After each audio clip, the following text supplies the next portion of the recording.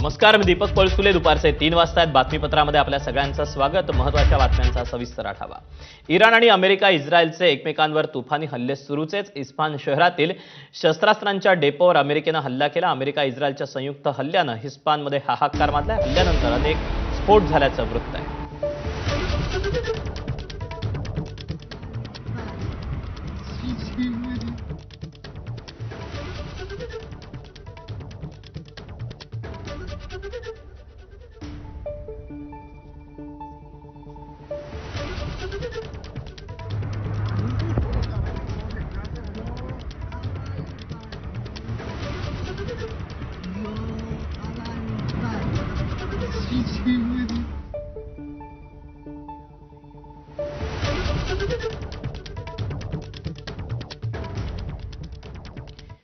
इराणचा शेजारी देश इराकवर पुन्हा हल्ला करण्यात आला. इराकमधल्या तेल कंपन्यांच्या डेपोवर ड्रोन हल्ला झाला. ड्रोन हल्ल्यानंतर तेलाच्या डेपोमध्ये भीषण आग लागली. तेलाचा डेपो ब्रिटनच्या पेट्रोलियम कंपनीचा आहे.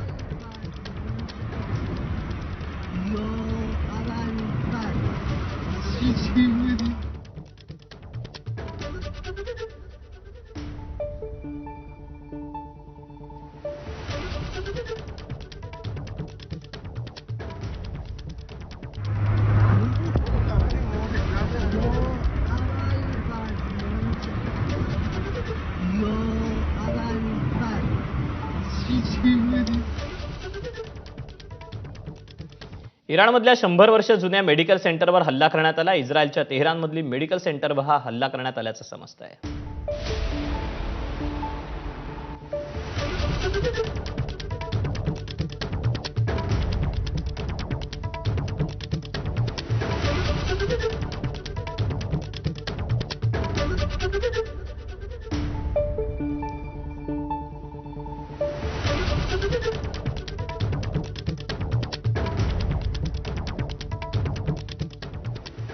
इराणचा ड्रोन अमेरिकेच्या F-15 लढाऊ विमानावर भारी पडला. अमेरिकेच्या लढाऊ विमानाला इराणचा ड्रोन हा पाडता आला नाही. लढाऊ विमानानं हल्ले चुकवून इराणी ड्रोननं लक्ष्यावर मारा केला. इराणच्या कमी खर्चाचा ड्रोन अमेरिका इस्रायलच्या नाकीनं वाढतोय.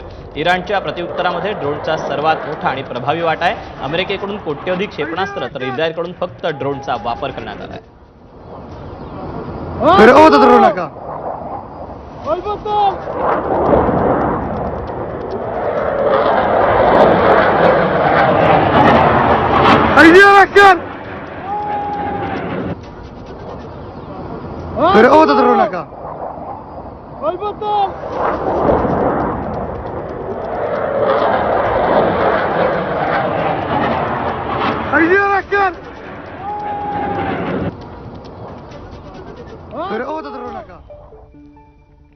हॉर्मुझचा तिढा सुटत नसल्यानं आखाती देश संकटात सापडलेत. त्यांच्या कच्च्या तेलाच्या निर्यातीवर बंधनं येणार आहेत. त्यामुळे आता आखाती देशांनी 1980च्या दशकातील तेल पाईपलाईनचा पुन्हा विचार सुरू केला. ही सौदी अरेबियाच्या पूर्व आणि पश्चिम किनाऱ्यांना जोडणारी पाईपलाईन असेल.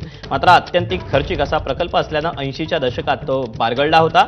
आता पुन्हा आखाती देश त्याचा गांभीर्यानं विचार करतायत.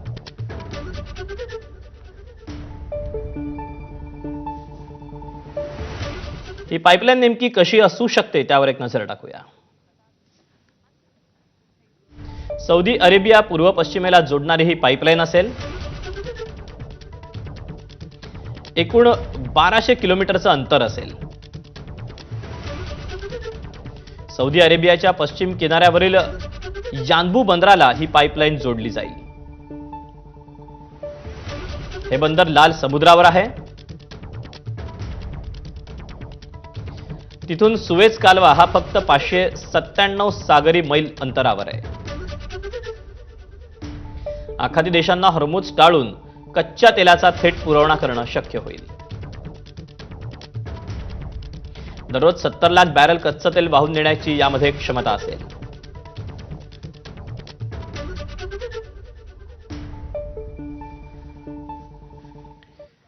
आम्ही युद्ध संपवण्याच्या अगदी नजीक आहोत असं अमेरिकेचे अध्यक्ष डोनाल्ड ट्रम्प यांनी म्हटलं. आम्ही कधीही मिळवला नाही असा विजय मिळवला.